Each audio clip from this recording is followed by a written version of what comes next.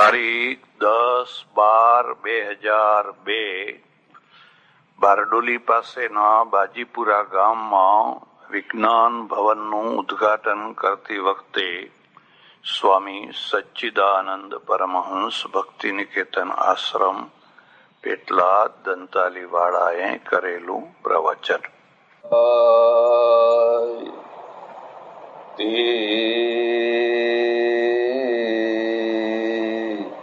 જશે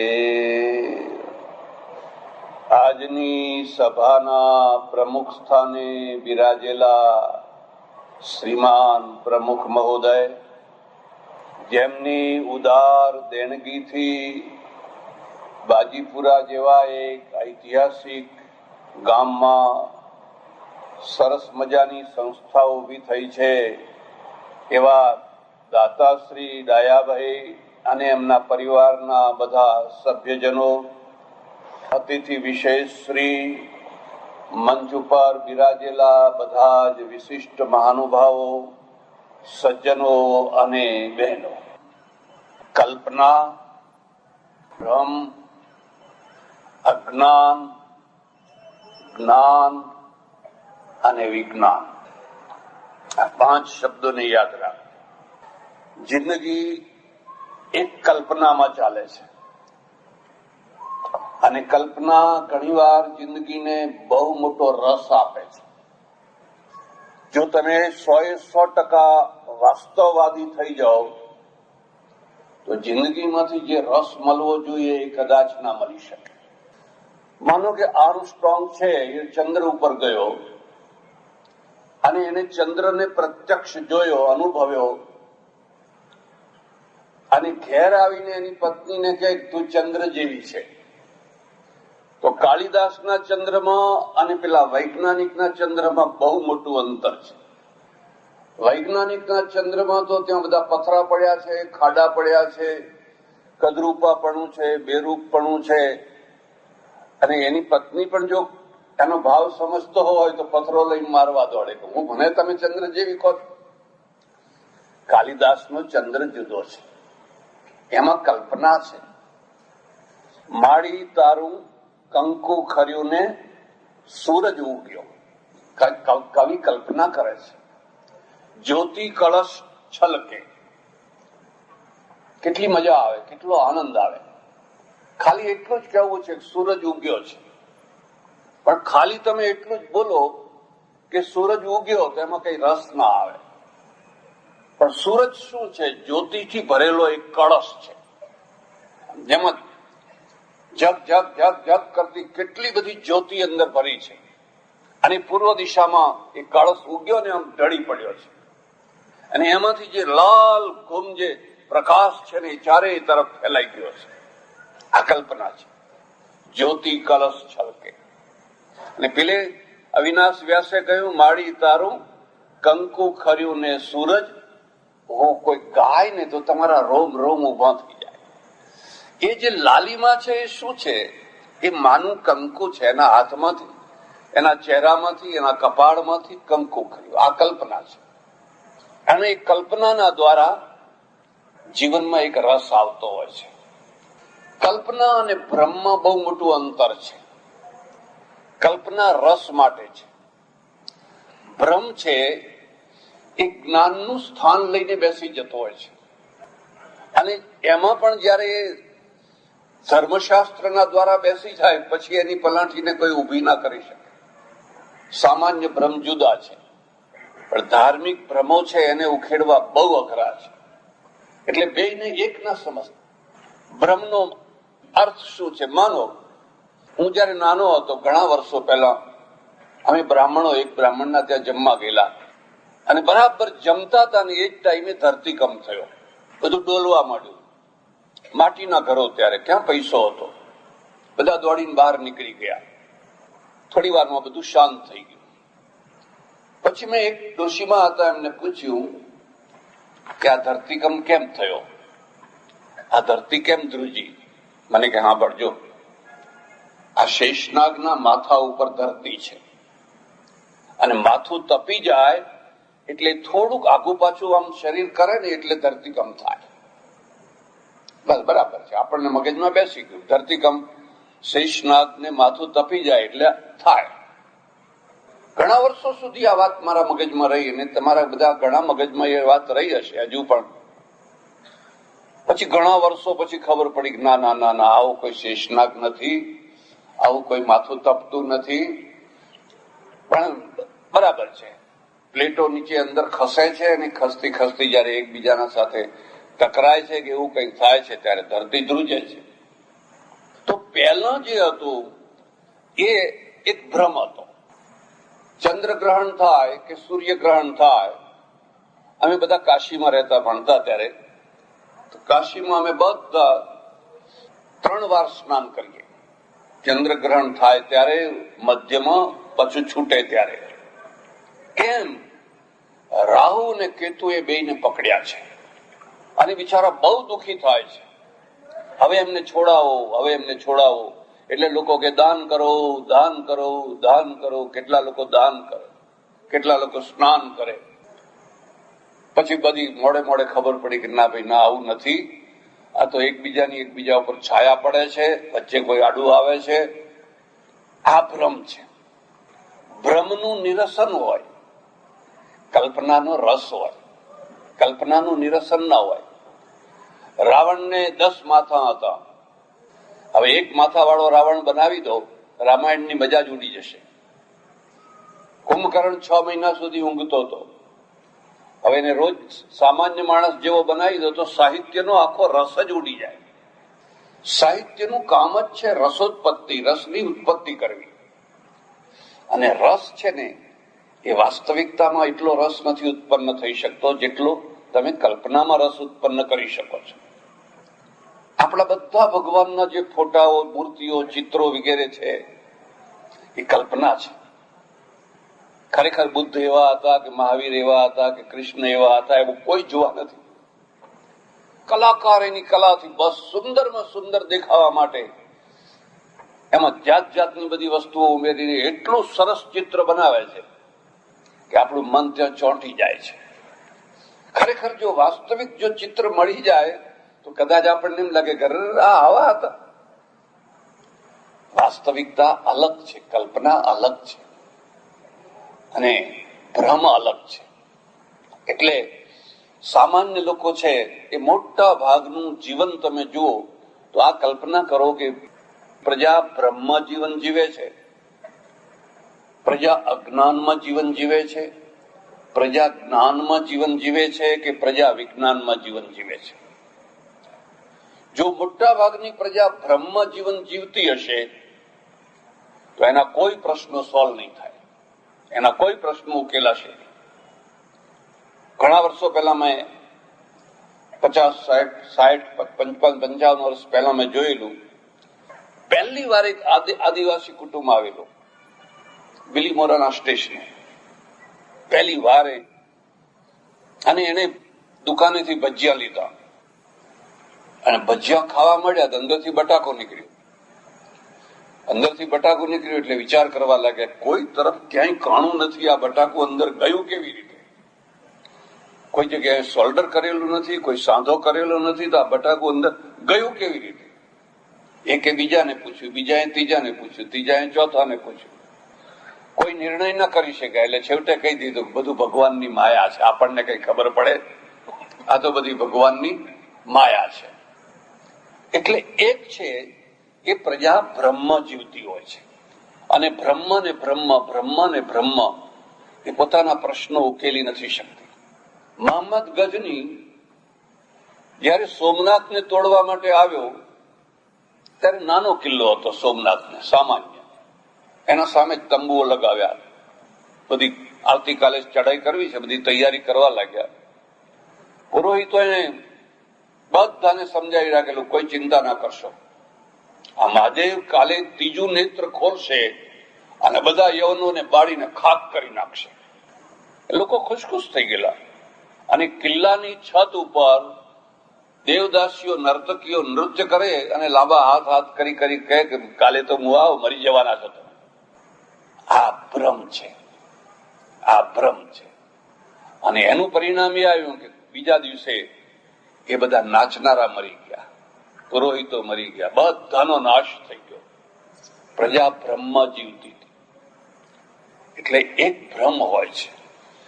જ્ઞાનનું કામ છે ભ્રમનો નિરાશ કરવો. પણ જ્ઞાન અને ભ્રમના વચ્ચે એક બીજું તત્વ છે, એનું નામ છે અજ્ઞાન. અજ્ઞાન ખરાબ નથી. હું તો એમ માનું છું કે અજ્ઞાન જરૂરી છે. તમને અજ્ઞાન હોય તો જ્ઞાન થાય, અજ્ઞાન વિના જ્ઞાન હોય જ નહીં. મને આ ઘડિયાળનું જ્ઞાન નથી તો હું કોઈની પાસે શીખવા જઈશ કે મને શીખવાડો, મારે આને સમજવી છે, જાણવી છે, તો મને એનું જ્ઞાન થાય. 50, 60, 70 વર્ષ પહેલા લોકોને ટીવીનું અજ્ઞાન હતું જ નહીં. આ કેમેરો છે એનું અજ્ઞાન હતું જ નહીં, ટેલિફોનનું અજ્ઞાન હતું જ નહીં, કારણ કે ટેલિફોન જ નતો. જ્ઞાન જ ના હોય, વસ્તુ જ ના હોય તો એનું અજ્ઞાન પણ ના હોય, અને અજ્ઞાન ના હોય તો જ્ઞાનની ભૂમિકા તૈયાર ના થાય. એટલે અજ્ઞાન હોવું એ કોઈ દોષ નથી, એ જિંદગીની એક અનિવાર્યતા છે. એટલે સુધી હું એમ કહું, સોક્રેટિસને એમ પૂછવામાં આવેલું કે આ બધી સભામાં સૌથી વધુમાં વધુ તમે જ્ઞાની છો? એને કહ્યું હા, આ બધી સભામાં સૌથી વધારે જ્ઞાની હું છું. બધા જ્ઞાની નથી કે છે? તો એમાં ને તમારામાં શું ફરક છે? એને બહુ સરળતાથી જવાબ આપ્યો, એ માત્ર એમના જ્ઞાનને જાણે છે, અને હું મારા અજ્ઞાનને પણ જાણું છું. એ એમના અજ્ઞાનને જાણતા નથી. સમર્થમાં સમર્થ વ્યક્તિની પાસે પણ અજ્ઞાન હોય છે. આઈન્સ્ટાઈન છે, બહુ મોટો જ્ઞાની છે, બહુ મોટો વિજ્ઞાની છે, પણ એને રીંગણા ખરીદતા ના આવડે. જો એને ઘરવાળી મોકલે, જાઓ કિલો રીંગણા લઈ આવો, તો એ બધા બગડેલા જ લઈ આવે. એને એ ના આવડે. તમે ગમે એવા સમર્થ હો, એક વિષયમાં તમે બહુ નિપુણ છો, પણ બીજા વિષયમાં તમને કશું ના આવડતું. એટલે અજ્ઞાન છે જિંદગીની એક અનિવાર્યતા છે. અને આપણે ત્યાં જે બે મુખ્ય પીરિયડો થયા, એમાંનો જે ઉપનિષદ પીરિયડ અથવા ઋષિ પીરિયડ છે, એનું બહુ મોટું જમા પાસું એ છે કે પ્રત્યેક ઋષિ પોતાના અજ્ઞાનને સ્વીકાર કરે છે. આ મને નથી આવડતું, તું પેલા ઋષિ પાસે જા. પછી પેલો ઋષિ કે આટલું મને આવડે છે, આથી વધારે નાતા પરમ વેદ, આથી વધારે હું જાણતો નથી. આથી વધારે જાણવું હોય તો પેલા ઋષિ પાસે. અને આ ઉદયનો સુવર્ણ યુગ હતો કે માણસ પોતાના અજ્ઞાનને સ્વીકાર કરે. પછી ગુરુવાદ આવ્યો, અને ગુરુવાદ એવો આવ્યો કે પ્રત્યેક ગુરુ પૂર્ણ છે, ગુરુ અપૂર્ણ હોય જ નહીં. મને નથી આવડતું એવું બોલાય જ નહીં, તો તમે ગુરુ શાના? એટલે બધું આવડે છે, અને ના આવડતું હોય તો ક્રોધ કરવાનો પૂછનારના ઉપર. શેષમ ક્રોધે ન પૂરયેત. કમજોર શિક્ષકની આ નિશાની છે કે વિદ્યાર્થી ઉપર એ ગુસ્સો કરે છે, અને એમાં એની જિજ્ઞાસાને દબાવવા માટે એ ગુસ્સો કરે છે. એનામાં એટલી હિંમત નથી કે કહી દે કે મને ખબર નથી, તારા પ્રશ્નોનો ઉત્તર મારી પાસે નથી. તો બહુ સારું, પણ એટલું આત્મબળ એના પાસે હોવું જોઈએ. એ આત્મબળ એની પાસે નથી. ત્યારે ઋષિ છે, સમર્થમાં સમર્થ ઋષિ છે, એ કહે છે કે હું આથી વધારે નથી જાણતો. એવા એક સમર્થ ઋષિની પાસે ચક્રવર્તી રાજા ગયેલો, અને રાજાએ બધું જ્ઞાન પ્રાપ્ત કર્યું, અને પછી કહ્યું મારે બ્રહ્મવિદ્યા શીખવી છે, મને બ્રહ્મવિદ્યા ભણાવો. પેલો સમર્થ ઋષિ કહે છે ભાઈ તું રાજા છે, પણ હું બ્રહ્મવિદ્યા નથી જાણતો. મેં જે વિદ્યા જાણતો તો એ બધી તને શીખવાડી, પણ તારે જો બ્રહ્મવિદ્યા જાણવી હોય તો તારા રાજ્યમાં એક રૈક્વ નામનો ખેડૂત છે, એ ખેડૂતની પાસે તું જા, એ બ્રહ્મવિદ્યા જાણે છે. ઓહો, મારા રાજ્યનો એક ખેડૂત અને બ્રહ્મવિદ્યા જાણે છે? કે હા, બ્રહ્મવિદ્યા જાણે છે, તો એની પાસે જા. તો કેટલી મોટી મહાનતા છે. અને રાજા રાજધાનીમાં આવ્યો, ને પછી બીજા ત્રીજા દિવસે તપાસ કરતા કરતા ખબર પડી ભાઈ તો અહીં બાજુપુરાની કોઈ સીમમાં ખેતી કરતો હશે, ત્યાં જાઓ. ગયો. યોગાનો યોગ બન્યું એવું કે જે ટાઈમે એ ગયો ને એ ટાઈમે પેલો રૈક્વ છે એને આખા શરીરે ખુજલી થયેલી, ધાધર થયેલી. એટલે બેઠો બેઠો લવર લવર લવર કરે, બળદ ઉભેલા, હળ ઉકેલું અને ધોતિયું બોતિયું આમ ચડી ગયેલું ને આમ લવર લવર કર્યા કરે. તો પેલા જોયું, અરે આ બ્રહ્મજ્ઞતા, આવો બ્રહ્મજ્ઞાની હોય. આ મુદ્દો યાદ રાખજો. આડંબર હંમેશા પૂજાતો હોય છે. સત્ય છે એ તો બહુ થોડું પૂજાતું હોય છે ને બહુ પાછળથી પૂજાતું હોય છે. પહેલા તમને દેખાય કે બહુ મોટી જટાઓ છે, બહુ મોટા ત્રિપુંડ કરેલા છે, બહુ મોટી માળાઓ છે, વાગંબર ઉપર બેઠા છે, આમ છે, અડધી આંખ મીચેલી છે, આ લાગે છે બ્રહ્મજ્ઞાની. આપણે તો પેકિંગ પૂજીએ છીએ, એટલે માલને નથી પૂજતા, પેકિંગ પૂજીએ છીએ. ઘણી વાર એવું બને કે માલ બહુ સરસ હોય પણ પેકિંગ બરાબર ના હોય, બિચારું રખડી પડે. અને ઘણી વાર એવું થાય કે અંદર કશું ના હોય પણ પેકિંગ સરસ હોય તો લો જ ભાઈ લો, ગ્રીન કાર્ડ. પેકિંગ પૂજાય છે. એટલે એને અશ્રદ્ધા થઈ ગઈ. અને અશ્રદ્ધા થઈ ગઈ એટલે હવે ગાવ્યો છું, ચાલો મળું, જવું, એને પછી જઈને બેસું એમ. એટલે અશ્રદ્ધાથી નજીકમાં ગયો અને બેઠો. પેલા એ કઈ આવકાર ના આપ્યો, કશું જ ના બોલ્યો. પછી રાજાએ જ વાત કરી, અધિ ભગવો બ્રહ્મેથી, મને બ્રહ્મ વિદ્યા ભણાવો, ફલાણા ઋષિએ મને તમારી પાસે મોકલ્યો છે. પેલા રૈકવે એક મણની ગાળ સંભળાવી દીધી. બ્રહ્મ વિદ્યા ભણાવવાની તો દૂર રહી, અહારે તો આ શુદ્ર, એક મણની ગાળ સંભળાવી દીધી. અને રાજા કે ઓ ક્યાં ભટકાઈ ગયો, મને કે બ્રહ્મવેત્તા છે, બ્રહ્મજ્ઞાની છે, ને આને તો વિવેક નથી, બોલતા નથી આવડતું. એ વધારે અશ્રદ્ધા કરીને ઉઠીને ચાલતો થઈ ગયો. પાછો ઋષિ પાસે ગયો, તમે મને ક્યાં મોકલી દીધો, કેવો માણસ હતો, મને તો એક મણની ગાળ ચોપડાવી દીધી. ઋષિએ કહ્યું, ખરી વાત છે, પણ તને ખબર છે વિદ્યા લેવા જવું હોય તો કેવી રીતે જવું? તદવિધિ પ્રણિપાતેન પરિપ્રશ્નેન સેવયા ઉપદેક્ષંતિ તે જ્ઞાનમ જ્ઞાનીન તત્વદર્શિના. તું શ્રદ્ધા ભક્તિથી, નમ્રતાથી, વિનયથી જાય તો તને કોઈ વિદ્યા ભણાવે. તારું રાજાપણું, તારું પૈસાદારપણું એ બધું લઈને જાય તો એને કોઈ પડી નથી, પરવા નથી. મારા એક ઓળખીતા મહાત્મા સાધુ હતા. હું મુંબઈમાં રહું એક જ આશ્રમમાં. પછી મને કે હું કલાક દોઢ કલાકમાં આવું છું. મેં કહ્યું ક્યાં જશો? મને કે ટ્યુશન કરવા જવું છું. તમે વાતમાં મને કે બ્રહ્મ વિદ્યાનું ટ્યુશન છે. બ્રહ્મ વિદ્યાનું ટ્યુશન? મને કે આ 2-3 શેઠિયાઓ છે ને એ બિચારા અહીં આવી નથી શકતા, હું એમના બંગલે જઈને ભણાઈ આવું છે. ઓહો, આ બ્રહ્મ વિદ્યાના ટ્યુશન ચાલવા માંડ્યા. અને કે પૈસા તો જોવે જ ને, પૈસા વિના જિંદગી કેવી રીતે ચાલવાની હતી.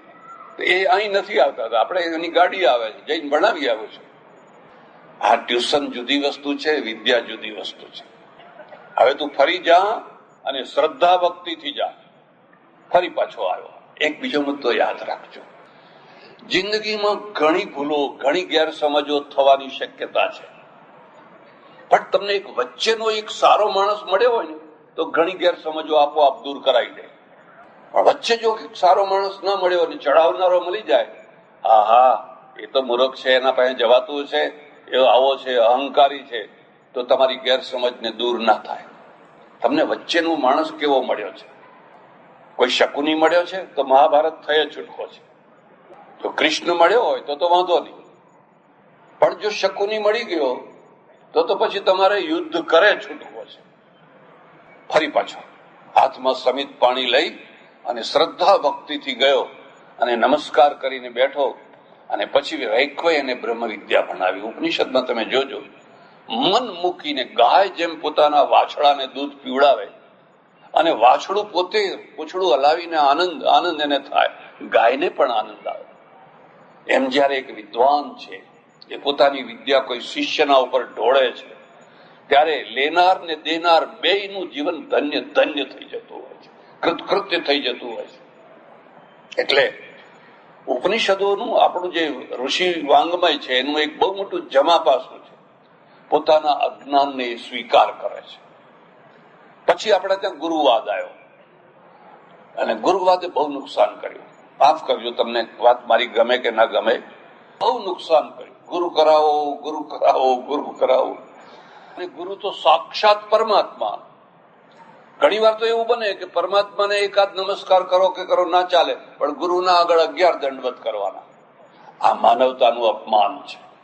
નમસ્કાર કરો, પગે લાગો, એની ના નથી, પણ એમાં કઈ નાક લીટી તાણવાની શી જરૂર છે? અને તે 1 વાર નહીં, 2 વાર નહીં, 3 વાર નહીં, 11 વાર તમે આમ. મારા એક ઓળખીતા છે, અમે વાતો કરતા હોય, લોકો આવી આવીને એમને નમસ્કાર કરતા હોય. મેં કહું, આ નમસ્કાર કરે એમને કઈક જવાબ તો આપો મને કે નહીં. એ બધું ચીલા ચાલુ થયા કરે, આપણે આપણી વાતો કરવાની, અને પેલા બધા દંડવત કર્યા જ કરતા હોય. માનવતાનું અપમાન છે, આવું ના થવું જોઈએ. હું તો તમને એટલે સુધી કહું છું, માથી મોટો કોઈ ગુરુ નથી, બાપથી મોટો કોઈ ગુરુ નથી.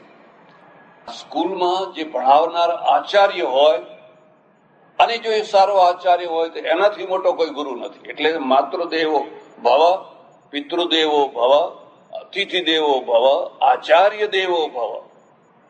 આપણા ત્યાં આચાર્યવાદ છે. જેને એકડો ઘૂંટાવ્યો, જેને આપણને લખતા વાંચતા શીખવાડ્યું, એકડેથી MA સુધી ભણાવ્યું, એ એક ગુરુ છે. એ બધાને ગૌણ માની લીધા. અને જેમ હમણાં બહુ સરસ વાત કહી એમને, જો હું હાથમાંથી કંકુ કાઢી આપું તો તરત જ આખું ગામ મારા ચેલા થવા તૈયાર થઈ જાય. મહારાજ ચમત્કારી છે. પણ એ કંકુ તો બજારમાં 2 પૈસામાં મળે છે. જે મેં કાઢ્યું છે એ તો બજારમાં 2 પૈસા. મારે ત્યાં એક સજ્જન આવતા હતા, એમણે મને વાત કરી કે અમારે ત્યાં આફ્રિકામાં એક બહુ મોટા સંત આવ્યા અને બહુ ચમત્કાર બતાવે, બહુ ચમત્કાર બતાવે. પ્રસાદ કાઢે ને બધાને વહેંચે ને. યોગાનું યોગ જે દિવસે મારે જવાનું થયું, અને મારે કરિયાણાની દુકાન, એમ મેં જોયું કે જે સાકરના પડીકા મારી દુકાનેથી લઈ ગયા હતા એ જ અહીં ઉઘડે બધા, એ જ કાગળિયા ને એ જ પેલું પેકિંગ ને એ બધું. હવે થોડીક ચાલાકી કરતા હશે, પણ એ સાકર મારી દુકાનની જ છે. પછી કે આંખ ઉઘડી ગઈ મને.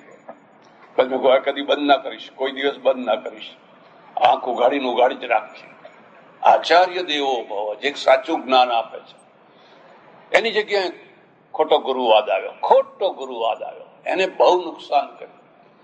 એ પોતે અજ્ઞાની હોય ને લોકોને પણ અજ્ઞાની રાખે. એ અર્થમાં અજ્ઞાની રાખે કે તમે કઈ વાંચશો નહીં, કઈ બીજે સાંભળશો નહીં, નહીં તો આ ઘેટું છટકી જાય. હું અમેરિકામાં રહું ને મારે એક ભાઈના ત્યાં ઉતરેલો, મને કે 4-5 દિવસથી તમારા પ્રવચન સાંભળીને મારા તો રૂવાડા ઉભા થઈ જાય છે. મેં થવા જ જોઈએ. તો કે મેં અમારા ગુરુ છે એમને પણ કહ્યું કે તમે આવું બોલો ને, સિંહ પેદા થાય, ગુરુ ગોવિંદસિંહ જેવા સિંહ પેદા થાય. આપણે ઘેટા પેદા કરીને શું કરવાના હતા? ઘેટા જ ઘેટા, ઘેટા જ ઘેટા, ઘેટા જ ઘેટા. મેં કહ્યું પછી ગુરુજીએ કહ્યું, જોજો ખબરદાર, આપણે સિંહ પેદા નથી કરવા. સિંહ તો સામે ઘૂઘવાટો કરે, આપણા સામે થાય. આ ઘેટા હારા, વર્ષમાં 2 વાર આવીને ઊન કાપી જવાનું. એમ કે દર વર્ષે આવીને 2 વાર આવીને ઊન કાપી જવાનું, ને ઘેટું ઊન કપાય આવીને રહેવાનું નથી. એટલે આપણે તો આશ્રમો ચલાવવાના છે ને, આ ઊન વિના આશ્રમ ચાલે નહીં, કઈ સિંહ થી આશ્રમ ના ચાલે. મારા ઓળખીતા એક સંત છે, મારા મિત્ર જેવા છે, મને કહે તમે ખોટું લઈને મંડ્યા છો. મેં કહ્યું કેમ? આપણા કે ગુજરાતી ઘેટા છે, આ યુપી વાળા, બિહાર વાળા આવીને ઊન કાપી જાય છે ને, એના કરતા આપણે જ કાપો ને. એમ કે હવે તમે નથી અહીં કાપવા દેતા કે નથી, પેલા બધા કાપી લઈ જશે. એમ કે એના કરતા આપણે જ કાપો તો ઊન ગુજરાતમાં તો રહે. આ ગુરુવાદ છે, આ ગુરુવાદ છે, એનાથી બચવું જોઈએ. એટલે એક છે એ અજ્ઞાન છે, અને અજ્ઞાન અનિવાર્ય છે, જરૂરી છે, એ કોઈ દોષ નથી. પછી આવે છે જ્ઞાન, અને જ્ઞાન આવે છે જિજ્ઞાસાથી. અથા તો બ્રહ્મ જિજ્ઞાસા. એને જિજ્ઞાસા થાય કે આ બધું શાથી થાય છે, શાથી થાય છે, કેમ થાય છે, કેમ થાય છે. આ જિજ્ઞાસાથી થાય છે. તમે બેની તુલના કરજો. ભારતીય ધર્મો એટલે આપણા ધર્મો છે, એ જિજ્ઞાસાને, પ્રશ્નોને સ્વીકાર કરે છે. પ્રશ્ન પૂછો, પ્રશ્ન પૂછો. કેટલાક ધર્મો પ્રશ્નોને સ્વીકાર નથી, પૂછવાનું જ નહીં, જે કહીએ એ માની લેવાનું, બિલકુલ પૂછવાનું. એટલે એ જિજ્ઞાસા થઈ, અને જિજ્ઞાસામાંથી જ્ઞાનની વૃદ્ધિ થઈ. અને જ્ઞાનની વૃદ્ધિ થઈ એ જરૂરી હતું, બરાબર છે. આપણા ત્યાં કઈ જ્ઞાન છે, ઓહો, ઢગલા બંધ જ્ઞાન છે, ઢગલા બંધ જ્ઞાન છે. મોહમ્મદ બખ્તિયાર નાલંદા યુનિવર્સિટીને જયારે બાળવા તૈયાર થયો, એની લાઇબ્રેરીને 1,00,000 હસ્તપ્રતો હતી, 1,00,000. પેલા વિદ્વાનો પંડિતો બધા હાથ જોડે, આ 1,00,000 ગ્રંથો છે અને દુર્લભ છે. તમે આને ના બાળો, બાકી તમારે જે કરવું હોય એ કરો, પણ આને ના બાળો. એને બહુ શાંતિથી જવાબ આપ્યો કે આ બધા શૈતાની પુસ્તકો છે. દુનિયાને એક જ પુસ્તકની જરૂર છે, બીજા પુસ્તકની જરૂર જ નથી. બસ એક પુસ્તકથી આખી દુનિયાનું બધું કામ ચાલે એમ છે. આ તો ઉલટા મગજ બગાડે છે. શૈતાની પુસ્તકો છે, બાળી નાખ્યા બધા પુસ્તકો. કારણ કે જિજ્ઞાસા નથી. જિજ્ઞાસા કુંઠિત કરી દેવામાં આવી. આ મુદ્દાને યાદ રાખજો. જ્ઞાન ઉત્તમ છે, પણ જો જ્ઞાન વિજ્ઞાનને પેદા ના કરે તો વાંચ્યું છે, તો એ વાંચ્યું જ્ઞાન છે. અને પ્રત્યેક જ્ઞાન ને વિજ્ઞાન હોય જ. કોઈ જ્ઞાન વિજ્ઞાન વિનાનું હોય જ. અને વિજ્ઞાન એવું છે કે એના ઉપર કદી પૂર્ણ વિરામ મુકાય જ. આ માઇક છેલ્લો મોડલ નથી, આ ઘડિયાળ છેલ્લું મોડલ નથી. હજુ આના પછી કેટલા કેટલા કેટલા કેટલા મોડલ નીકળ્યા કરશે. એક ટાઈમ હતો, અમે જયારે ભણતા ત્યારે પેલી રેતી પડવાની હતી, પોણો કલાક થાય એટલે બધી રેતી પડી રહે, એટલે પછી આમ ઊંધી કરી દેવાની. એ રીતે ટાઈમ માપતા હતા. પછી ચાવી વાળું ઘડિયાળ આવ્યું, પછી બદલતા બદલતા હવે ચાવી વાળું ઘડિયાળ તમને જોવાય ના મળે. ક્યાંથી ક્યાં પહોંચી ગયા. હજુ આવનારા સમયમાં કેટલું બધું બદલાવાનું છે, જેના ઉપર પૂર્ણ વિરામ મળે એ જ્ઞાન આપોઆપ સમાપ્ત થઈ જાય, વાંચ્યું થઈ જાય. પૂર્ણ વિરામ કોણે મુકાયો? ધર્મશાસ્ત્રોએ પૂર્ણ વિરામ મૂકી દીધો. આયુર્વેદના એક સંમેલનમાં જવાનું થયેલું, મને પ્રમુખ બનાવ્યો. મેં કીધું મને કઈ ખબર નથી, આવડતું નથી, તમે મને શું કામ? ના કે તમે. તો મેં કીધું જો હું તમને ખોટું લાગે એવી વાત કહેવાનો છું, તમે એમ ના સમજતા હું તમારું વખાણ કરીશ, ખોટું લાગે એવું બોલીશ. મને કે બોલજો. મેં કહ્યું આયુર્વેદ કેમ અટકી ગયો? એલોપેથી કેમ ગામે ગામ ફેલાઈ ગઈ? આખી દુનિયામાં કેમ એલોપેથી ફેલાઈ ગઈ? આયુર્વેદ સ્ટોપ કેમ થઈ ગયો? હું પોતે આયુર્વેદનો પ્રેમી છું, પણ હું એની મર્યાદા સમજુ છું, એની એક લિમિટ સમજુ છું. કારણ કે તમે ચરકને ભગવાન માન્યા, સુશ્રુતને ભગવાન માન્યા, અને એટલે એમણે જે કર્યું બસ ત્યાંથી આગળ કશું કરવાનું નહીં, અટકી ગયું બધું. મારા ઓળખીતા વૈદ્યરાજ હતા, દેવ થઈ ગયા. એ તો એટલું જ કહેતા 333 દવાઓ સિવાય 34મી દવા જ નથી. બસ 333 જ દવા. અને એટલા જનૂની ને કે એલોપેથીની વાત સાંભળે એટલે તો જાણે ધુઆ ફુઆ થઈ જાય. અને આટલી બધી ગાળો દીધા પછી પણ એલોપેથી મરતી કેમ નથી? ઘણી વાર તો એવું બને કે આ વૈદ્યરાજો પોતે પણ પોતાને ડોક્ટર લખાવે, વૈદ્યરાજ ના લખાવે. હોય વૈદ્યરાજ પણ ડોક્ટર લખાવે, અને ટીકડીઓ વાટી વાટીને પડીકા બનાવીને આપે. એની એ જ પેલી એલોપેથીની ટીકડીઓ વાટી વાટી અને આપે પડીકા. તમે કેમ અટકી કેમ ગયા? કારણ કે તમે માણસને ભગવાન માનો. મારી વાત સમજજો, કોઈ માણસને કદી ભગવાન ના માનશો. માણસ એ માણસ જ છે. કબીર સાહેબે બહુ સરસ વાત લખી છે, સાહબ સબકા બાપ હૈ, साहब सबका बाप है, बेटा किसी का नहीं, और बेटा हो के अवतरे સો તો સાહબ નહીં. આટલું ચોખ્ખું કોણ લખવાનું હતું? કોણ આટલી સ્પષ્ટ વાત કરવાનું હતું? પણ આપણે તો, અને અત્યારે તો અત્યારે આ દેશમાં 950 જીવતા ભગવાનો છે. જીવતાઓ એમાં 2-4 તો મારા ઓળખીતા જ પાછા, બે તો ગુજરી ગયા. 2 માંથી એકેને ગુજરવું નતું, પણ ગુજરી જવું પડ્યું, ગુજરી ગયા. 950 જીવતા ભગવાનો છે. દેશ ઉધારા વાળે ચડી ગયો છે. ધાર્મિક ક્ષેત્રમાં, આધ્યાત્મિક ક્ષેત્રમાં લોકોને ગેરસમજ ફેલાવી છે.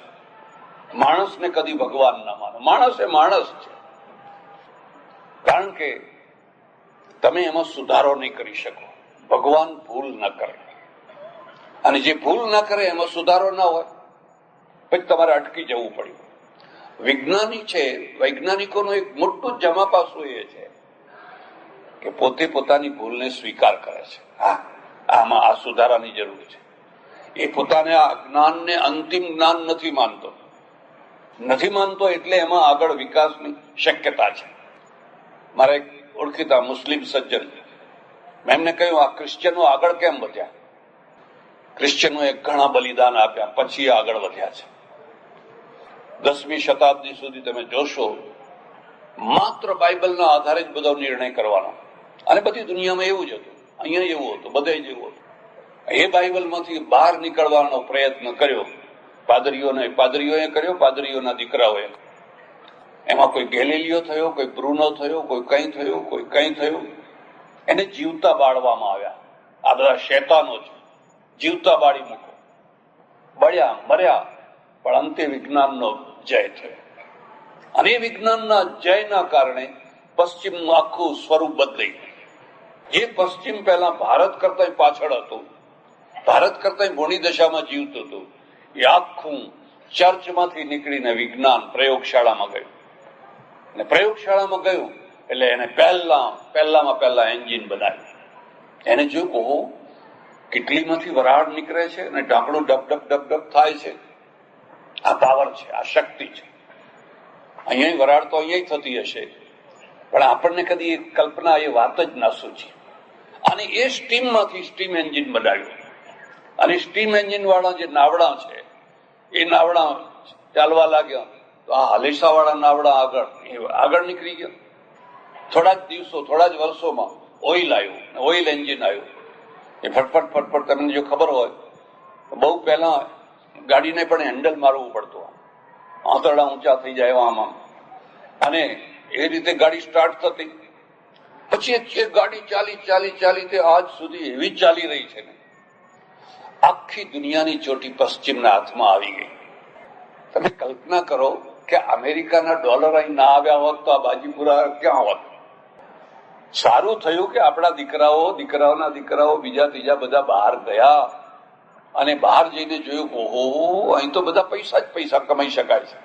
એ ડોલર જનની જન્મભૂમિ સ્વર્ગાદપી કરી હસી, પાછી માતૃભૂમિના ત્યાં તર્પણ કરવા માટે ચાલો આપણે એક વિજ્ઞાન ભવન બનાવી આપીએ, એક સ્કૂલ બનાવી આપીએ, એક સંસ્થા બનાવી આપીએ. પણ ડોલર કેમ થયા ત્યાં? આપણા ત્યાં કેમ ના થયા? પેલું ચર્ચમાંથી નીકળી અને પ્રયોગશાળામાં ગયા. અને આજે તમે જઈને જોજો, મેં જોયું ઇંગ્લેન્ડમાં, અમેરિકામાં આલીશાન ચર્ચો છે, એના ઉપર બોર્ડ છે, સેલ ફોર ઓફિસીસ. આ વેચવું છે, કોઈને ખરીદવું હોય તો. હવે બધા વેચવા માંડ્યા છે, અને આપણે ખરીદીએ છીએ પાછા, કારણ કે એ જે આઉટડેટમાંથી નીકળ્યા છે ત્યાં હજુ આપણે ચાલી રહ્યા છીએ, આપણે ખરીદીએ છીએ. સારું છે, જરૂરી છે. એટલે જ્ઞાનનું વિજ્ઞાન, અને વિજ્ઞાન છે એ, જેમ ભાઈશ્રીએ કહ્યું, બહુ સરસ વાત મને ગમી કે વિજ્ઞાન સાચી આંખ છે, અને એ સમાજને મળવી જ જોઈએ. તમારો એપ્રોચ વૈજ્ઞાનિક છે કે તમે ભ્રમમાં જીવો છો, માત્ર કલ્પનામાં જીવો છો?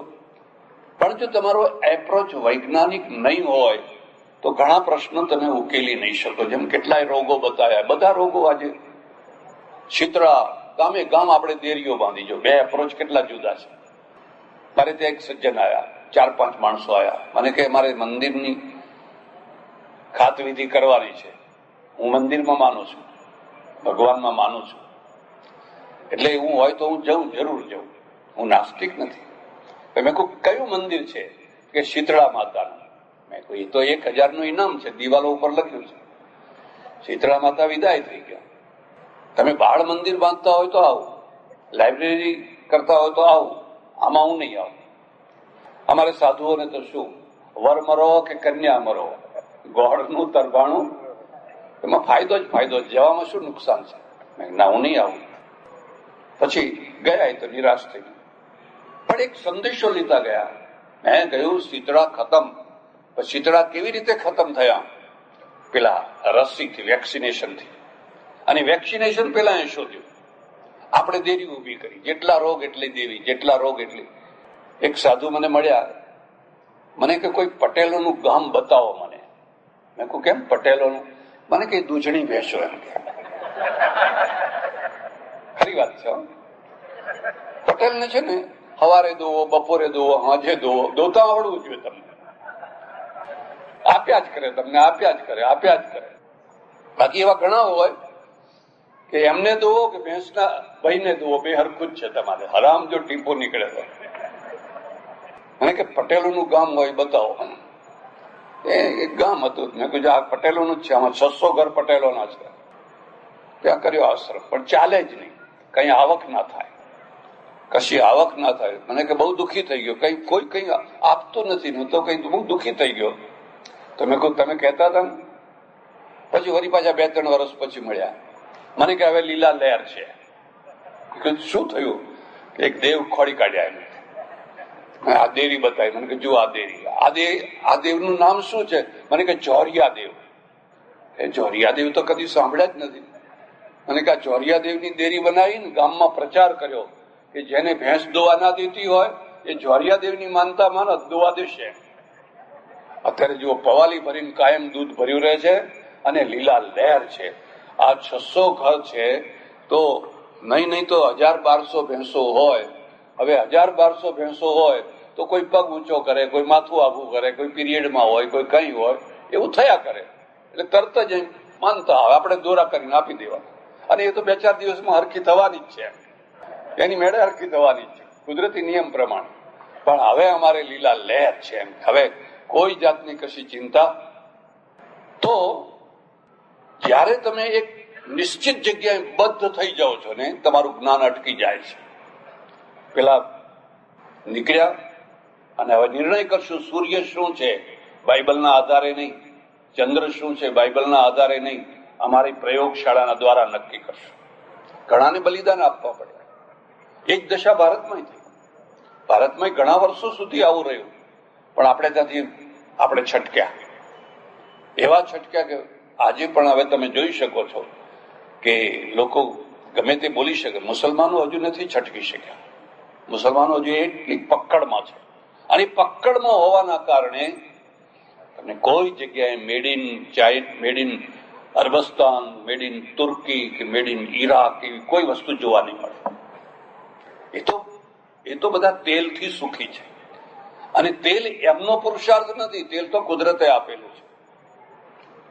અને કુદરતે આપેલું જે તેલ છે એને બહાર કાઢવાનું કામ પેલા ગોરાએ કરેલું છે. અને એની રોયલ્ટી એને આપે છે, એમાં માલામાલ છે. જે દિવસે તેલ ખતમ થઈ જશે તે દિવસે, કારણ કે પ્રયોગશાળા નથી જઈ શકતા. અને જાય છે તો પાછળ જાય છે, આગળ નથી જઈ શકતા, કારણ કે બદ્ધ થઈ ગયા. જ્ઞાન ઉપર પૂર્ણ વિરામ મૂકી દીધું. એટલે આ વિજ્ઞાન બહુ જરૂરી છે ને બહુ મહત્વનું છે. પણ સાથે સાથે એક બીજો મુદ્દો પણ હું તમને કહું. કોઈ પણ માણસ 100% પૂરો બૌદ્ધિક નથી થઈ શકતો. અને પૂરો બૌદ્ધિક થાય તો દુઃખી થઈ જાય. એક સારામાં સારો વકીલ છે, એ હાઈકોર્ટમાં જે દલીલો કરતો હોય ત્યારે એક બહુ મોટો બૌદ્ધિક છે, પણ ઘેર એની પત્ની પાસે આવે કે એના બાળકો પાસે આવે અને એવી જ દલીલો ત્યાં શરૂ કરી દે તો ઘર ભાંગી જાય, ઘર તૂટી જાય, ઘર ધૂળધાણી થઈ જાય. કારણ કે ઘરનો બેજ છે એ દલીલો ઉપર નથી, પ્રેમ ઉપર છે, એ ભાવના ઉપર છે. અને જો ભાવના ન હોય અને કોરી બૌદ્ધિકતા જ આવી જાય તો પછી જીવનનો રસ ને સુખ ખતમ થઈ જાય. એટલે બેયની જરૂર છે. જયારે કોઈ કથાકાર રામાયણની કથા કરે છે, મને જાણીને બહુ આનંદ. હું જયારે દયાભાઈના પરિચય સાંભળતો હતો મને થયું ઓહો, એક માણસમાં આટલા બધા ગુણો છે. એને સંગીત આવડે છે, એને ફલાણું આવડે છે, એને ફલાણામાં રસ છે, એને ફલાણામાં રસ છે, એને ફલાણામાં રસ છે. આ તો અદભુત માણસ છે. અને સૌથી વધારે મને ગમ્યું એ કે આ 84 વર્ષની ઉંમરે પણ રણકાદાર અવાજ છે. બોલે ત્યારે આમ કેટલો સરસ રણકાદાર અવાજ છે. મને તો ખરી જગ્યાએ આવ્યો, ખોટી જગ્યાએ નથી આવ્યો, એક સાચી જગ્યાએ હું આવ્યો છું. પણ ફરીને મુદ્દો એ જ છે કે જીવન બે પાટા ઉપર ચાલે છે. એક ભાવનાનો પાટો, એક બુદ્ધિનો પાટો. બુદ્ધિ અનંત છે, અનંત છે, એનો કોઈ અંત નથી. અને ભાવના પણ અનંત છે, ભાવનાનો પણ કોઈ અંત નથી. અને ભાવનાની પરાકાષ્ઠા છે, એમાંથી સાહિત્યનું, ઇતિહાસનું સર્જન થાય છે. કોરી બુદ્ધિમાંથી નથી થતું હોતું. એ તો તરત સમાધાન કરી એમાંથી ઇતિહાસ ઉત્પત્તિ થતી હોય છે. એટલે એ કોઈ રામાયણની કથા કરે છે, એમાં થોડીક શ્રદ્ધા, અંધશ્રદ્ધા થોડુંક રહેવાનું, પણ સાથે સાથે એ પણ રહેવાનું કે પછી પત્નીને એમ જ થાય મારે પણ સીતા જેવું એક પતિવ્રત પાળવાનું. આ તમને બીજે કોણ સમજાવશે? બીજી કઈ જગ્યાએ તમને આ વાત સંભળાવશે? અને જો આ ગાંઠ મનમાં ના બેઠી હોય તો સ્ત્રી પછી કઈ ની કઈ થઈ જશે, પુરુષ કઈ નું કઈ થઈ જશે. અને જે થઈ જશે એમાં પછી જીવન નહીં હોય. કૂતરા બિલાડામાં અને માણસમાં કશો ફરક નહીં હોય. એટલે એક ભાવના ઉભી કરે છે. એવું શું કારણ છે?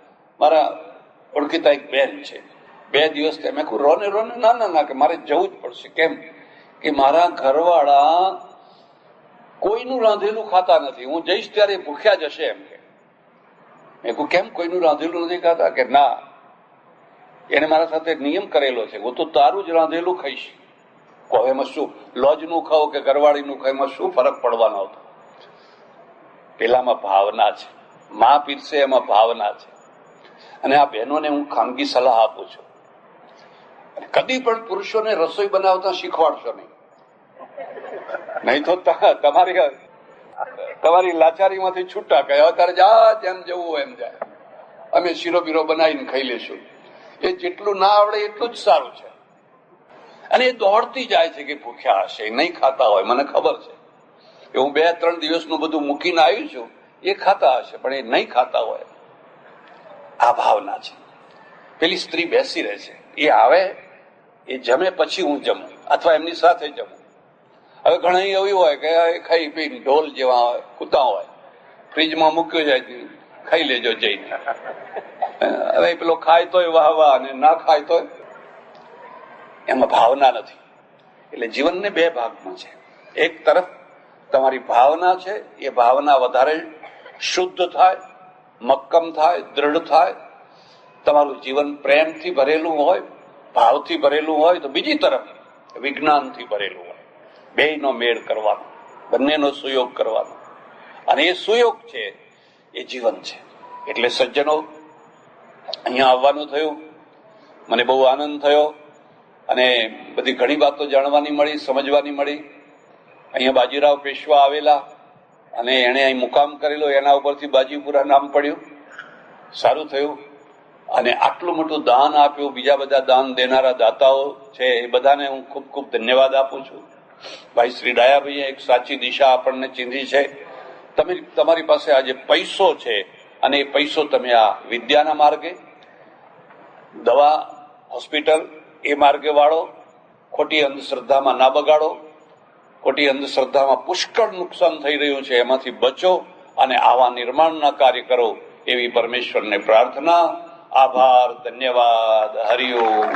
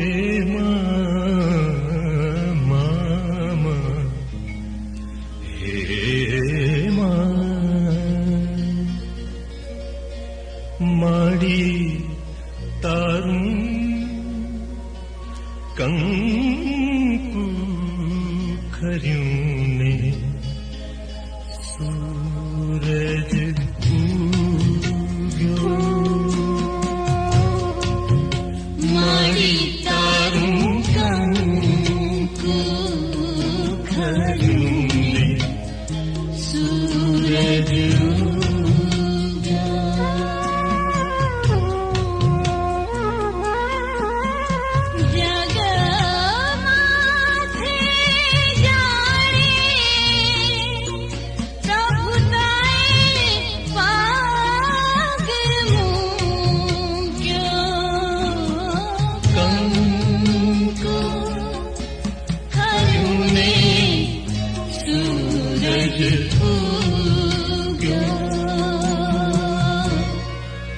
મારી તારું કંકુ ખરુને સૂરજ